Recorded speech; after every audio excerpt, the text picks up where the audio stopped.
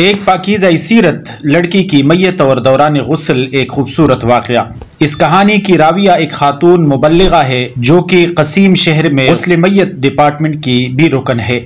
وہ کہتی ہے کسی مدرسے کے مڈل لیول کی ایک طالبہ کا انتقال ہو گیا۔ اس بچی کی عمر ابھی توڑی ہی تھی اور وہ جوانی کی دہلیز پر قدم رکھ رہی تھی۔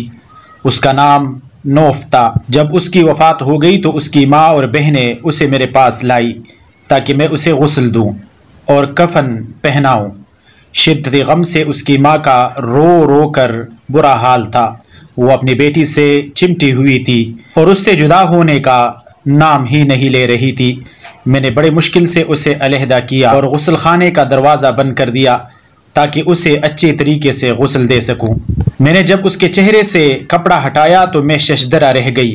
اللہ کی قسم اس کے چہرے سے نور کی شعاعیں جیسے اٹھ رہی تھی، جیسے نجف کی خوب تیز روشنی ہے۔ میں نے اس کے نورانی چہرے کی تابانی دیکھ کر ورطہ حیرت میں ڈوب گئی۔ میرے پاس غسل کے لیے جو بھی لڑکیاں لائی جاتی تھی ان میں سے کچھ نارمل کیفیت میں ہوتی، کسی کا چہرہ مرجھایا ہوا ہوتا تھا اور بعض سے ناگوار بو محسوس ہوتی تھی، مگر اس لڑکی کا معاملہ الٹ تھا۔ اس کا چہرہ تو روشنی سے دمک رہا تھا۔ دوران غسل میں نے دیکھا کہ محسوس ہو رہا تھا اس کے دائیں اور بائیں ہاتھ کی شہادت کی انگلی بھی اٹھی ہوئی لگتی تھی، جیسے تشہد میں اٹھائی جاتی ہے۔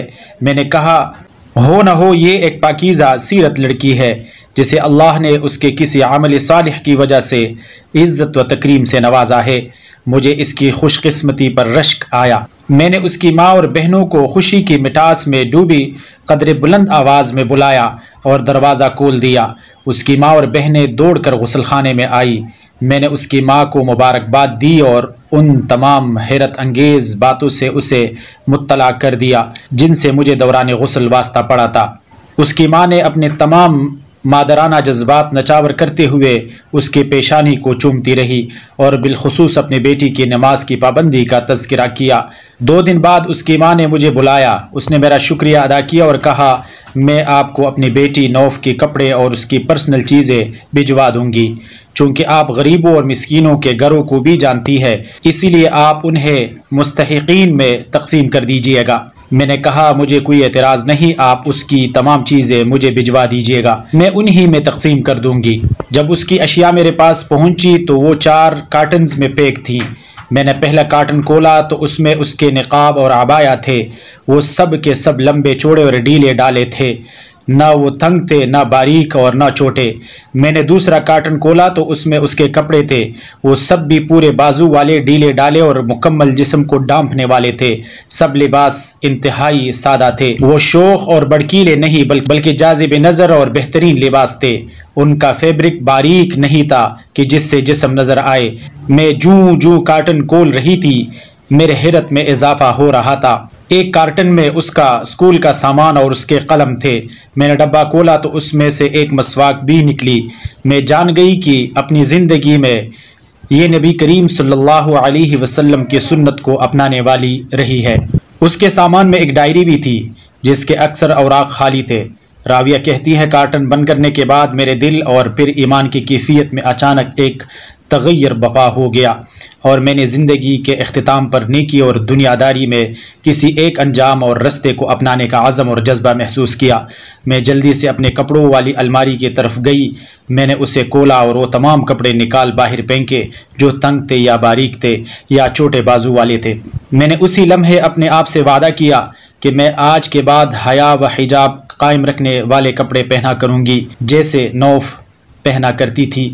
میں نے اس کے ڈائری کو اپنے پاس رکھ لیا کہ میں اس میں اپنے لیکچرز لکھا کروں گی جو مرحومہ نوف کے لیے صدقہ جاریہ بن جائیں گے۔ وہ مبلغہ کہتی ہے میں نے نوف کو فون کیا اور اسے اس ماڈرنزم کے دور میں بھی اپنی بیٹی کو مکمل اسلامی لباس پہنانے پر مبارکباد دی۔ اس کی ماں نے کہا اس کے اندر ایک اور بھی ممتاز خوبی تھی، اس کا دل ہر وقت نماز سے لگا رہتا تھا۔ جو ہی مؤذن اذان دیتا وہ تمام کام کاج چھوڑ کر فوراً اپنے رب کے سامنے سرب سجود ہو جاتی۔ اللہ نوف اور ان کے تمام عورتوں پر رحم فرمائے جنہوں نے زمانے کے چلن کے پرواہ نہ کرتے ہوئے اپنے رب کی خوشنودی کے خاطر اسلامی تعلیمات کے مطابق لباس پہنا اور اللہ کے احکام اور سنت کا دامن تھام کر رکھا۔ اس واقعے میں میری امت کے ان ماؤں بہنوں اور بیٹیوں کے لیے حوصلہ افزائی کا سامان ہے جو زمانے کو خوش کرنے کے بجائے اپنے پروردگار کو خوش کرنے کی فکر میں رہتی ہے اور شریعت کے اصولوں کے مطابق زندگی بسر کرتی ہے کہ رب تعالیٰ کل قیامت کے دن انہیں سرخرو کرے گا انشاءاللہ۔ اور جو مسلمان خواتین ماڈرن طبقے اور رجحانات کی مصنوعی چکا چوند سے متاثر ہو کر نیم عریا اور سخت جست لباس زیبتن کر کے معاشرے کی نظروں میں تہذیب یافتہ بننے کی فکر میں اپنے رب کو ناراض کرتی ہے، ان کے لیے پیغام ہے کہ وہ اپنے اس روش سے باز آ جائے اور احکام الہی کے مطابق زندگی بسر کرنے کا تہیہ کر لے۔ نوف کی ہی عمر یا ادیڑ عمری میں بالآخر اپنے رب کے سامنے پیش ہونا لازم ہے۔